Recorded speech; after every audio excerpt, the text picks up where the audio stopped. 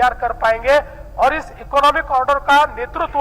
ये भारत कर पाएगा, इस प्रकार की एक संभावना आने वाले दिनों में।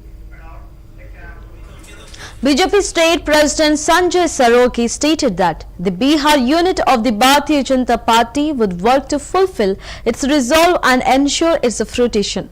He explained that since the NDA government had been formed in Bihar with a massive mandate, there was a need for strong coordination between the party organization and the government. Sarogi emphasized that within the BJP, the organization holds paramount importance and party workers are considered the backbone of its strength. His remarks highlighted the commitment of the state unit to align with the government's vision while reinforcing the role of grassroots workers in sustaining the party's growth and ensuring effective governance in Bihar.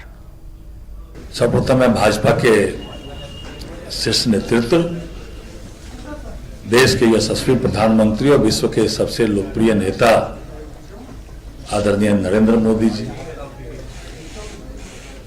देश के गृह मंत्री आदरणीय अमित शाह जी, हमारे राष्ट्रीय अध्यक्ष आदरणीय JP Nadda ji, हमारे राष्ट्रीय कार्यकारी अध्यक्ष जैसे बिहार के मिट्टी के लाल आदरणीय नितिन नवीन जी और सभी केंद्रीय शीर्षस्थ नेतृत्व का मैं आभार प्रकट करना चाहता हूं कि मुझे ये जिम्मेवारी दी गई। ये जिम्मेवारी मेरे लिए पद नहीं है,